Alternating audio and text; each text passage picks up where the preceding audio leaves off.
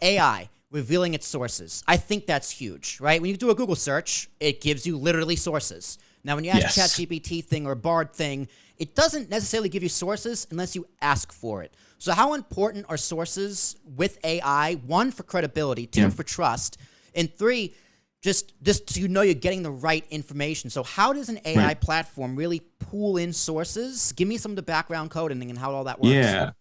So it's real.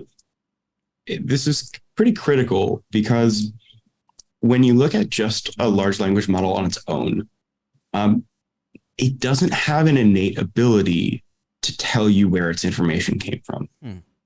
That when that model's trained, what it learns how to do is associate words with each other in a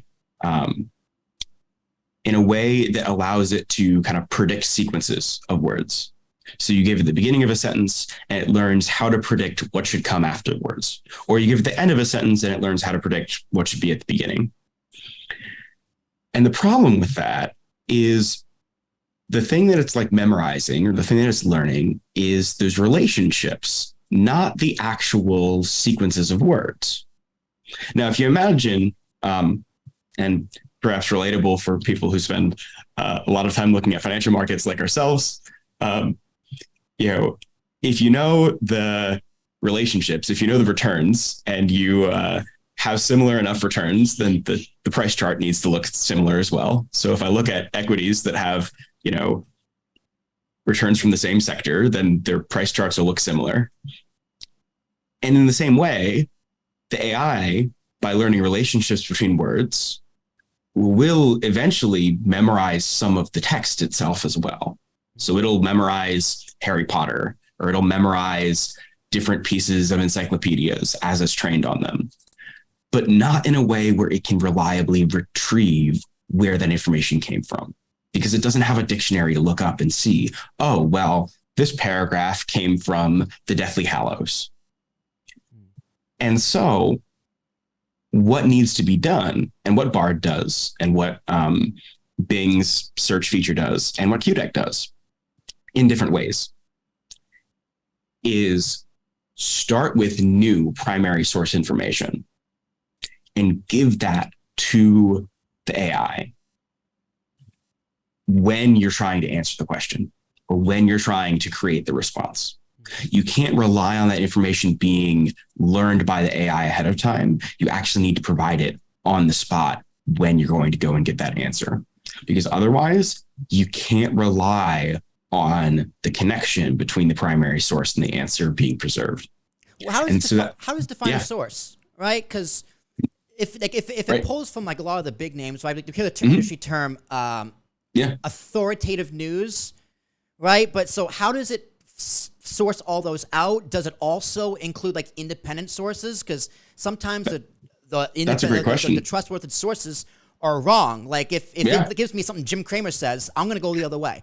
Right. So how does it source out? That's a great question. New sources. And Chris, I want to flip for you to rebut that. Like when you're looking at these sources, do you want independent sources? Do you want to be stuck in the CNBC, Reuters, and all these other sources? So how is it source out independent news? And Chris, you as an RIA, do you want to see that independent news as well from your AI? I was going to say, so I'll give the answer for how QDeck does things. And right now our approach is, eventually we would like to be able to tell our users, this is the consensus from a bunch of different news articles. Currently, our path towards that is we're going to let you as a user choose which sources you want to see. So you have a box to check that says, I want to see articles from Reuters, or I want to see CNBC, or I want to see Financial Times. And as we kind of grow our database, our intention is to include all those sources down to your little financial blogs. But I definitely am interested to turn the mic over to Chris and hear, his perspective on which sources are the most valuable.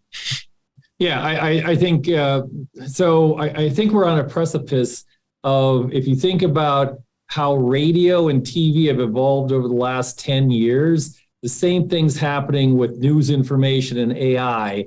And yeah, I want to see the reliable sources. I want to see it, hey, a little footnote, Reuters, whatever, so I know where it comes from, because obviously, that'll be very important for compliance, more important than what people think. But what I'm getting excited about is we're in this transformational change where everybody used to listen to radio in real time. Yeah. Not many people, that's going down to the point where, obviously people listen to podcasts. Everybody used to watch TV in real time. Remember those days getting, 8:00 on a Friday? People don't do that. You have the streaming services. So what I think is coming in the next 5, maybe not even the next 5 years, I think you're going to see JP Morgan, Goldman Sachs, all the major, investment firms, Brad's firm, my firm, all the stuff that we put out there is going to become a source for AI to be able to go in and sample and say, here's the, the view on what, is going on in the economy, or here's the forecast for earnings or whatever. And I to be honest with you, I think it's going to level the playing field, because if you think about it from a trading standpoint, Goldman Sachs has spent billions of dollars using AI to scan the news and buy or sell stocks in a millisecond. Well, our firm doesn't have billions of dollars to do the same kind of thing, so we have to kind of sit back.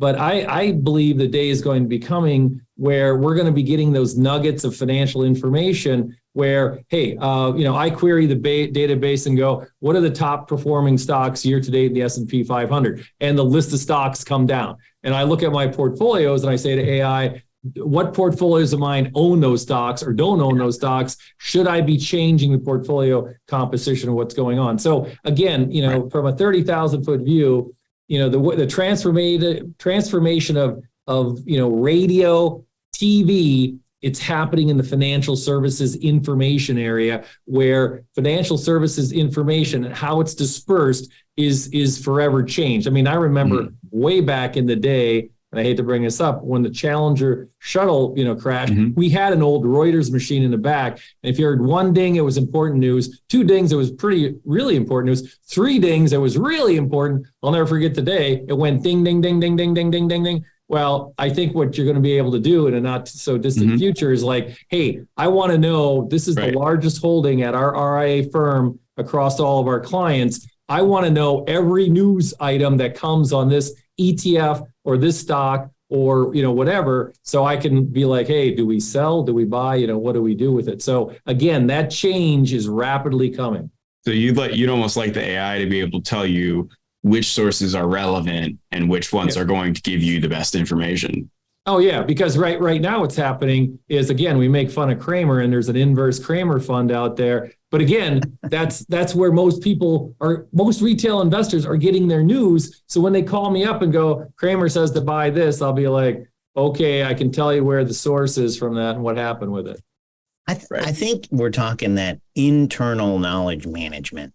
And you hear Morgan Stanley's going that direction. I saw the CEO of PIMCO recently, had a conversation with him. That's what PIMCO's doing. They're internal, that they can ask any question. They can look at all the different reports. And I think that is probably the next level up. And I know there's some things that QDEC is working on as well, that you can have your own internal knowledge management. And so, but I'm like Chris, I want to see it all. On election night, let me tell you, I go from CNN to MSNBC to Fox.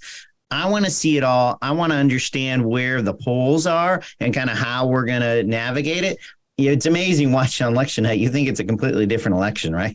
You go in on listen to Fox. They're saying one thing. You're going to MSNBC or whatever.